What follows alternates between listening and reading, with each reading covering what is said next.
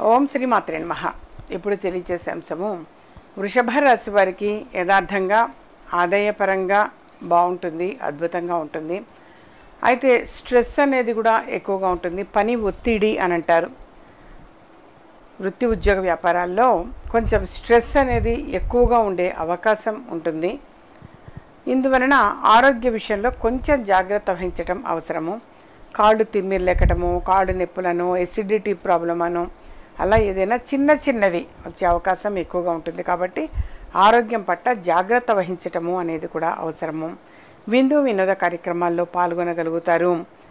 అలాగే వీరు ఈ మాసంలో మొత్తం కూడా గోమాతకి, ప్రధానంగా గోమాతకి గురువారం నాడు నానబెట్టినటువంటి పచ్చిశనగపప్పు, అలాగే కొంచెం బెల్లము, ఈ రెండింటిని కలిపి గోమాతకి తినిపించటము చెప్పదగ్గ సూచన. అలాగే తప్పనిసరిగా వీరు మాత్రము ఈ దసరా నవరాత్రుడు మొత్తం కూడా అమ్మవారిని ఆరాధించటము చాలా చాలా మంచిది.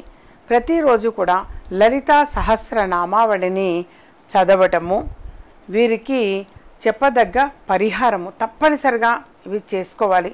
చేసుకుంటే ఆరోగ్యపరంగా, ఆర్థిక పరంగా కలిసి వస్తుంది. మానసిక ప్రశాంతత అనేది కూడా చేకూరుతుంది.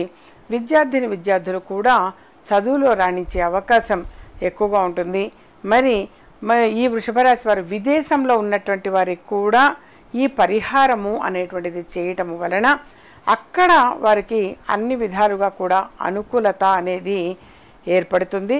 అలాగే ఒక శనివారం నాడు ఆ పరమేశ్వరుడికి అభిషేకము అనేది చేయించటం కూడా చెప్పదగ్గ సూచన. మా ఛానల్ సబ్స్క్రైబ్ చేసుకోండి, మరి కొంతమంది షేర్ చేయండి.